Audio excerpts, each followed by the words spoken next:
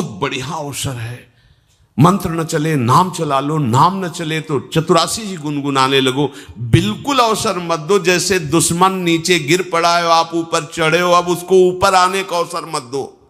ऊपर आने का अवसर दिया तो अब आपको ऊपर आने का अवसर दुश्मन नहीं दे पाएगा। ध्यान रखना, एक बार अगर अब मन चढ़ गया आपके ऊपर और मनमानी आचरण करा लिया तो आपको भजन लायक नहीं रखेगा, क्योंकि वो समझ चुका है कि तुम ऐसी जगह पहुंच चुके हो कि अगर अब हम इसको हरा ना पाए तो मुझे जिंदगी भर इसका गुलाम बनना पड़ेगा। मन ने देख लिया है कि अब हम मारे जाएंगे, अब मुझे मरना पड़ेगा, तो वो आखिरी कोशिश करके आपका नाश करेगा। बस आप सावधान हो जाओ। इस समय आपके घुटने उसके गर्दन के ऊपर हैं, ऐसा समझो, क्योंकि सदगुरु आश्रय, संत आश्रय, सत्संग, नाम धाम आश्रय, अब वो विचलित हो रहा है, भड़बड़ा रहा है। कोई तो मिले ऐसा, थोड़ा तो हमें जीवन दान दे, क्या विषय भोग, थोड़ा तो मुझे विषय सेवन करने को मिले।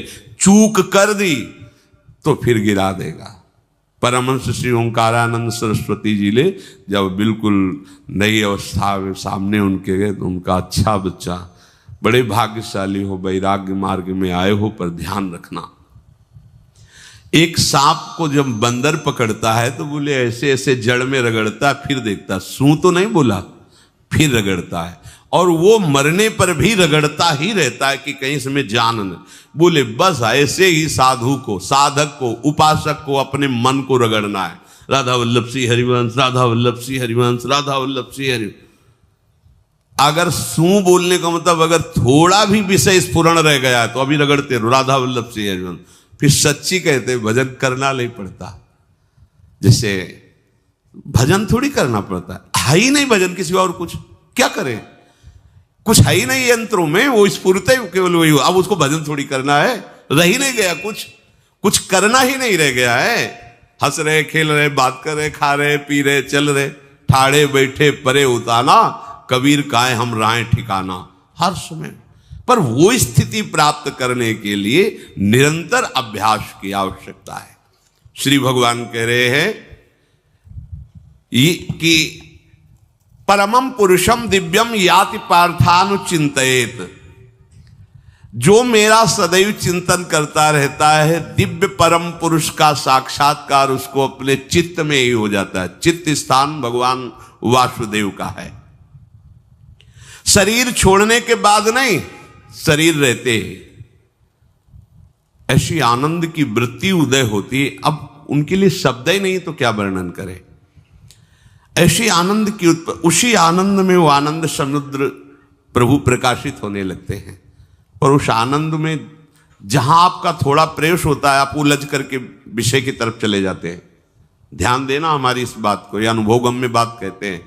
जब आपको भजन का थोड़ा आनंद मिलेगा तो आप थोड़ा निश्चिंत जैसे होते हैं, उसी समय मन आपको विषयों में फंसा देगा। जब आपको भजन का अभ्यास बढ़ने लगे, आनंद मिलने लगे, तो आपको उदासीनता बढ़ानी है, हंसना नहीं है, लोगों से मिलना नहीं, खेलना नहीं है, क्योंकि इस समय चढ़ाई का है। आनंद स्फुरित होने लगा, बचाओ, बिल्कुल आसपास से सुरक्षित हो जाओ। वो आनंद ही आपको ऊपर ऐसी स्थिति में ला देगा जहां ये विषय नहीं ले जाएंगे। भगवान कह रहे परमम पुरुषम दिव्यम याति पार्थानुचिंतयन्, जो निरंतर अभ्यास चिंतन का करता है उसे चित्त में ही भगवत साक्षात्कार हो जाता है। अगर आप सावधान नहीं रहेंगे, चिंतन सही नहीं रहेगा आपका, तो किसी भी अवस्था में ये विषय चिंतन छूटने वाला नहीं। अभी हमारे पास अवसर है, अभी हमारे पास समय है, चूको मत। ये बहुत सूक्ष्म लड़ाई है, ये कोई बाहर के लाठी डंडा गोली वाली लड़ाई नहीं है, ये अंतर की लड़ाई है। इसमें बड़े बड़े हार जाते हैं। अगर कोई जीत पाता है तो एकमात्र भगवान को समर्पित चित्त वाला जीतता है। हमें लगता है आपको बढ़िया समर्पण का अवसर है। अब आप ये जो मना किया जाता है, उन विषयों का भोग करते हैं, विषयों का सेवन करते हैं, तो फिर ऐसा लगता है अब हम नहीं कर पाएंगे, हमारे पास कोई चांस नहीं रह गया कि अब आपको संभाल सके। इसलिए आप सहयोग कीजिए। ये बाहरी आनंद 4 दिन का है, मान जाओ, बाहरी आनंद। ये श्री जी के मार्ग के लिए हम कह रहे हैं किसी जन्म में भगवत प्राप्ति करनी। अगर आप नहीं कर मानोगे, मनमानी आचरण करोगे तो भ्रष्ट हो जाओगे। ये संसार का स्वरूप है, किसी न किसी बहाने से वो आपको सतमार्ग से हटाएगा। ना किसी को घर आने दो, ना किसी के घर जाओ, ना किसी को रंग लगाओ, ना किसी से रंग लगवाओ। अपनी प्रिया प्रीतम के साथ होली खेलो। यहाँ जो सत्संग हो रहा है ठीक है, सुना, एकांतिक किया, कुटिया में जाओ चुपचाप, अपने श्री जी को रंग लगाओ, श्री जी के सामने पद गाओ, श्री जी के सामने नाचो, उन्हीं तो भावना में उनके साथ खेलो, किसी और की जरूरत नहीं। कोई अब दूसरा हमें छुए, दूसरा कोई हमारा अपना बने, अब हमें जरूरत नहीं है। देखो हमारी भाषा समझ में आ रही हो तो समझ लेना, नहीं बाद में पछताओगे। किसी को भी अपने साधन कक्ष में प्रवेश मत दो, किसी को अपनी कुटिया में मत आने। अब आप यहाँ गृहस्थ नहीं हो, यहाँ भी रह रहे हो, भले गृहस्थ वेश में रह रहे हो, आप वनवासी हो, आप श्री जी के उपासी हो, कोई व्यवहार की जरूरत नहीं। जब ऐसे रहोगे तो श्री जी आएंगे आपसे खेलने। निष्ठा, हृदय में निष्ठा। अब व्यवहार की गुंजाइश नहीं रह गई, हमारे पास समय नहीं व्यवहार का। हमारी बातें मान लो पर आप लोग मानते नहीं हो, इसलिए रंग नहीं चढ़ पा रहा। अरे वो बेचैन है आपके साथ खेलने के लिए, उनकी तरफ जब देखो ना तो बेचैन है, पर उनकी तरफ कोई देखना ही नहीं चाहता। वो तो यहीं से फुर्सत नहीं मिलती भोगों से खेलने के लिए, संसार के राग में खेलने के लिए। अरे वो तो लालायित है, वो तो खुशी हो रहे कि ये हमारा शरणागत हो गया, अभी हमारी सहचरी बनेगा, हमारी सेवा में आएगा। शरणागत होकर के पीठ कर लिया श्री जी की तरफ, मुख कर लिया संसार की तरफ, तो दोनों लाड़िले उदास बैठ जाते हैं। अब क्या करें, ये तो उधर मुख करके जा रहा है, चलो फिर कभी लौटेगा, वो फिर इंतजार कर रहे हैं। विमुख भये निमिषो ना अकृपा, जब चिते तब। खूब अभ्यास करो नाम। जब कोई होली दिवाली त्योहारी, हमारा सारा त्योहार लाडली लाल से है, इन्हीं के साथ खेलो। देखो तुम्हें बताएं, जो बच्चा बाहर खेलने नहीं जाता तो माता पिता उसके साथ खेलने लगते। कैसे? घुटने के बल चल रहा है तो वो पिता भी घुटने के बल चलेगा उसके साथ साथ। वो तोतली बोलेगा तो वो भी तोतली बोलेगा। देखा है कभी ऐसा? ऐसा कर। तो ये हमारे स्वामी भी जब देखेंगे कि अरे ये तो किसी से राजी नहीं है, केवल हमसे खेलना चाहता है, इनके लाने का एक ही उपाय है, ध्यान रखना, अनन्य व्रत नहीं चाहिए हमें। और जैसे कल आप सुन रहे थे, पपीहा बन के रहू रे, बस यही चातक व्रत नहीं, हमें नहीं चाहिए। अगर हमारे रंग पड़ेगा तो लाडली लाल का पड़ेगा। हम खेलेंगे तो लाडली लाल के साथ खेलेंगे, नहीं तो अब आजीवन नहीं खेलेंगे, आजीवन नहीं खेलेंगे। अगर हम पाएंगे तो इनकी जूठन पाएंगे, नहीं तो प्राण त्याग देंगे। जिएंगे तो वृंदावन में जिएंगे, नहीं जीवन। ये व्रत चाहिए। काहे को व्यर्थ समय नष्ट कर रहे हो? धारण करो अनन्य निष्ठा का व्रत। इनको अपनी तरफ आकर्षित करने के लिए अनन्यता ही व्रत है। रसना कटो जो अन रटो, निरखियन फुटो नयन, श्रवण फुटो जो अन सुनो, श्री राधा जसमैन। कोई भी सत्संगी कोई व्यसन न करे, अन्य किसी से संपर्क न करे, खूब पद गाओ, खूब नाचो, अपना दरवाजा कुटिया का बंद करके खूब रो, नाचो, खेलो, कूदो, उन्हीं से वो खेलने लगेंगे। उनको चैन नहीं है आपके सिवा, आप चैन से रह रहे हो। हमारे प्रिया प्रीतम आपका इंतजार कर रहे हैं, तभी आप पर हेतु की कृपा की। ये बात अंदर की समझो, प्रिया प्रीतम अंदर से आपको बहुत प्यार करते हैं, पर हम देखते हैं कि आप प्रिया प्रीतम से प्यार नहीं करते। आप संसार की तरफ बढ़ते जा रहे हो, हाथ फैला खड़े, मेरी तरफ आ जा। ये हमारे भगवान नहीं हैं, ये हमारे लाडली लाल हैं। हम इनको भगवान नहीं, ये तो प्रेम के खिलौना दो खेलत है, प्रेम खेल। हमारे रसिकों ने इनको भगवान नहीं माना। अगर कोई संकट आया तो अपने आंचल में छुपा के इनको लेके भागे। ये नहीं सोचा कि अखिल लोक ब्रह्मांडों का ईश्वर, इसको छुपा के भागने की क्या जरूरत है। चाहे बिहारी जी को, चाहे राधा वल्लभ लाल को, जब कभी कोई ऐसा भय आया है तो ऐसा नहीं सोचा कि भगवान रक्षा करेंगे, नहीं, इनकी रक्षा हमें करनी है। इनको छुपा करके, कभी काम वन में राधा वल्लभ लाल को, कभी बिहार वन में से बिहारी जी महाराज, छुपा छुपा के अपने अपने ठाकुरों। तो हमारे ये लाडले हैं, प्यारे हैं, इन्हीं के साथ खेलना है, इन्हीं में रहना है।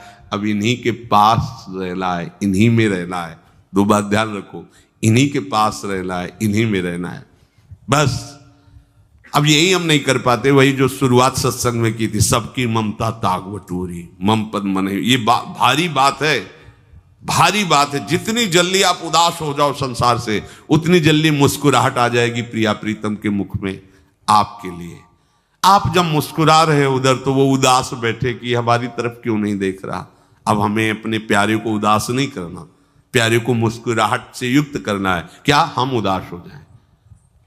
ताते मौन रहे वो उचित है, जगते भयो फिरे बैरागी, वृंदावन रस में अनुरागी। इसकी खूब चिंतन परायण रहो, कोई भी विषय का सेवन ऐसा ना करो जो आपकी बुद्धि भ्रष्ट कर। कोई आपने ऐसा गंदा व्यसन, गंदी बात, गंदी चेष्टा, आप परसों नरसों, फिर आगे क्या? आपका जो साधन मार्ग वो ढक जाएगा, फिर प्रमाद छा जाएगा। हमें किसी भी उत्सव में, किसी भी उत्साह में अपनी प्यारी जू की अनन्यता और सिद्धांत को नहीं छोड़ना, अपने मार्ग में चल। ये अध्यात्म है, अध्यात्म। ये दान पुण्य की बातें नहीं है, ये लोक लोकांतर में भटकने की बातें नहीं है, सीधे भगवत प्राप्ति की बातें हैं। यत करोषि, जो भी तुम करोगे वो तुम्हें अपने आराध्य देव के लिए करना है, आराध्य देव को समर्पित करना है।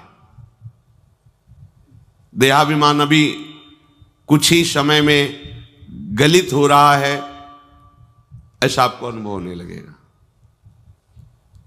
कैसे समझेंगे देहाभिमान गलित हो रहा है?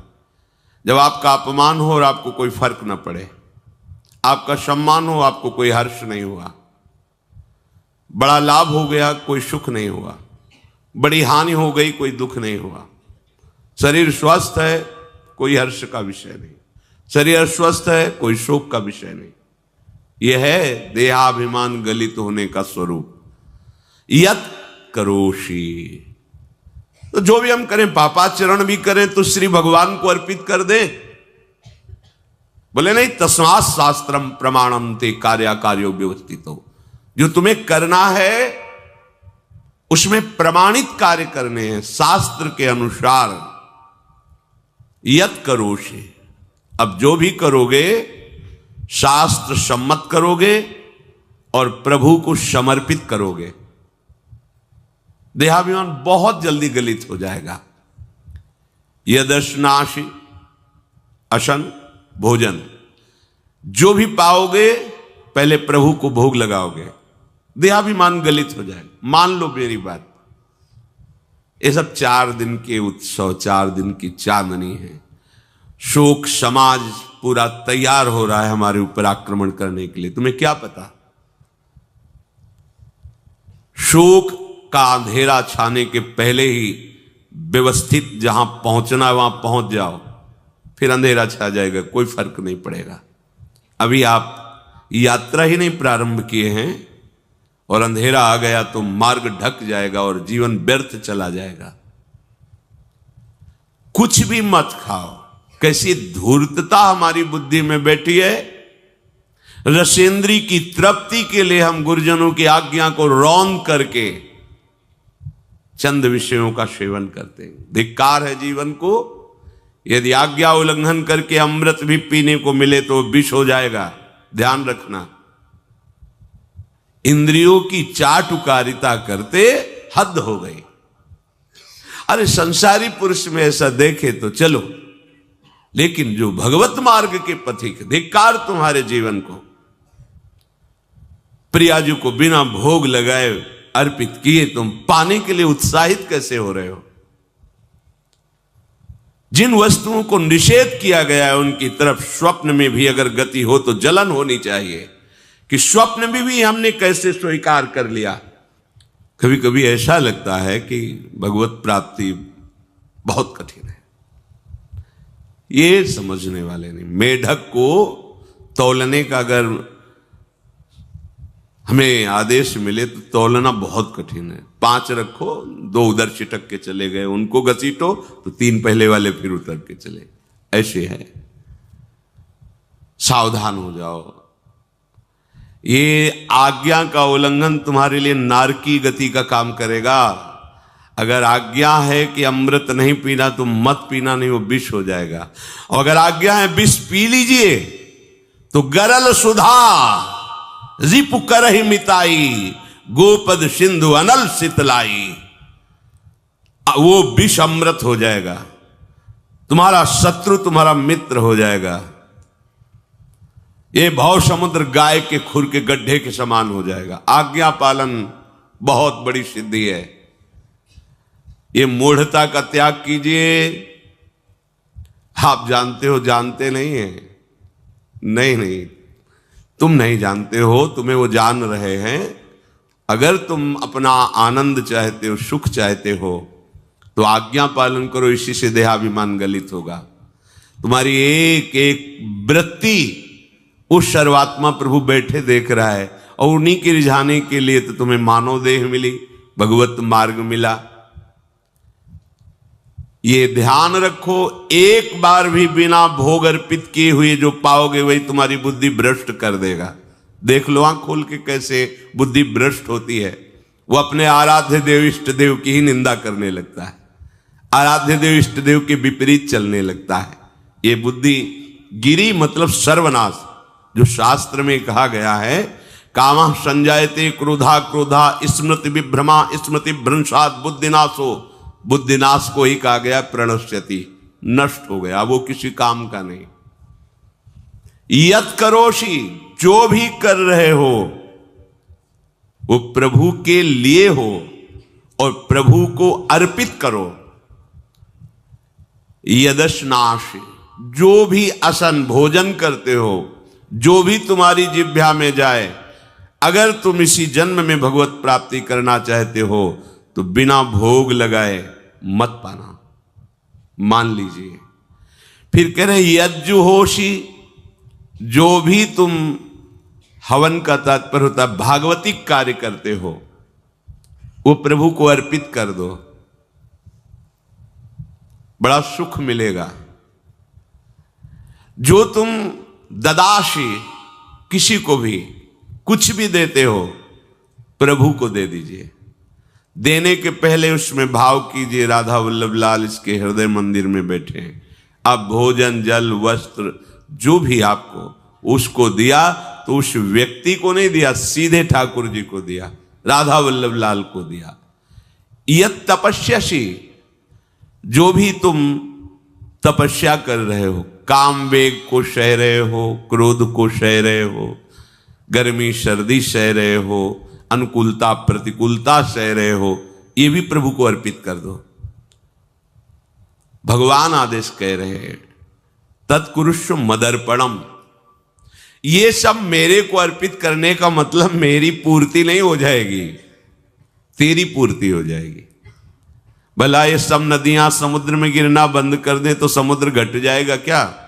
यद्यप समुद्र प्राकृतिक है, चिदानंद नहीं। भगवान तो चिदानंद समुद्र है। कोई भी नदी चाहे बाढ़ युक्त जाके गिरे या गिरना बंद कर, समुद्र में कोई फर्क नहीं पड़ता। इसीलिए सेवक जी ने कहा है, मांगो मन मनुष्य दासी अपनी कर, पूर्ण काम सदा हृदयम। हे पूर्ण काम प्रभु, यद्यपि आपको मेरी जरूरत नहीं है, पर मैं अपने लिए मांग रहा हूं कि अपनी दासी बना लीजिए। मद भक्तो मईश्वरे सर्वज्ञे परम गुरु वासुदेवे समर्पित सर्वात्म भावः यत् पश्यति शृणोति स्पृशति वा सर्वमेव भगवान वासुदेवः इत्येवं गृहाविष्ट बुद्धिर मद भक्तः सन एतत् यथोक्तम सम्यक दर्शनम विज्ञाय मद भावाय मम भावो मद भावः परमात्म भावस्तस्मै परमात्म भावो योपपद्यते युज्यते घटते मोक्षम गच्छति। वेद कहता है, भगवान की वाणी, मद भक्तो, जो मेरा भक्त हो गया है।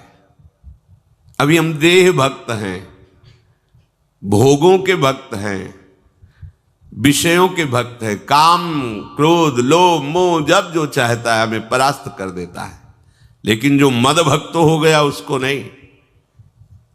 बाहरी वेश परिवर्तन से मद भक्तो नहीं होता।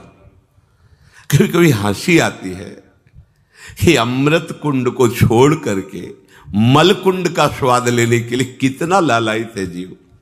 कैसी मंद बुद्धि, मतलब एकदम लगता है कि वाह प्रभु आपकी है विचित्र माया है। ये इधर कूदे तो अमृत कुंड है, इधर कूद रहा है मल कुंड है।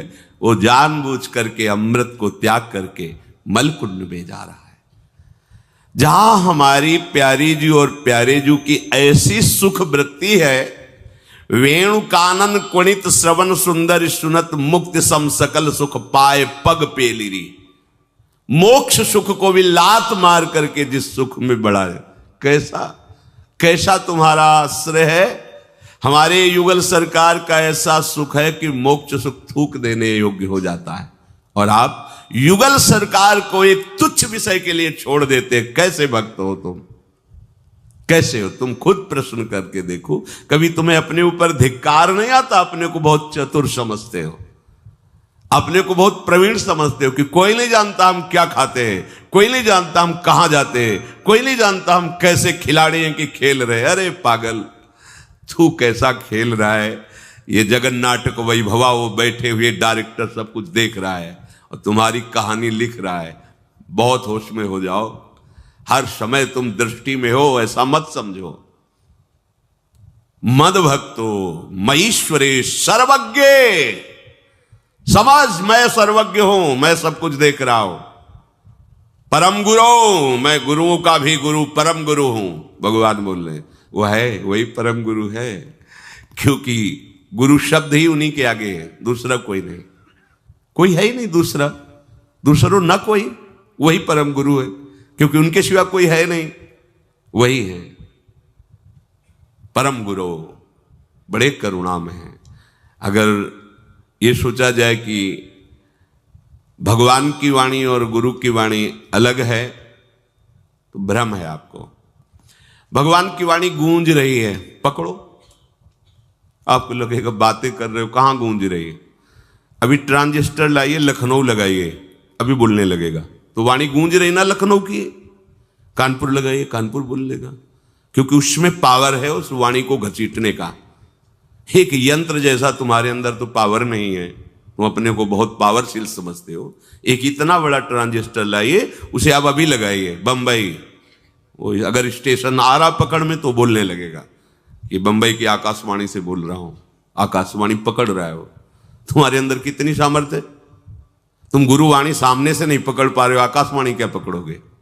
बहुत ज्ञानी, बहुत विज्ञानी, वो एक यंत्र पकड़ रहा है लोक के स्टेशनों को। अगर तुम मंत्र पकड़ लो तो तुम भगवान की वाणी ऐसे सुनोगे, ऐसे देखोगे, कहीं दूर थोड़ी है, सामने नृत्य करते रहते हैं। नेत्र खुले थोड़ा, पावर आप में है, जो मंत्र मिला है वो यंत्र पकड़ता है स्टेशन। पावर तुम्हारा सीधे पावर हाउस को पकड़ेगा। अखिल ब्रह्मांडों का पावर वासुदेवा समर्पित सर्वात्म भावः। तो यत् पश्यति यत् शृणोति स्पृशति, वो भगवान का स्पर्श करेगा, भगवान की वाणी सुनेगा, भगवान को ही देखेगा।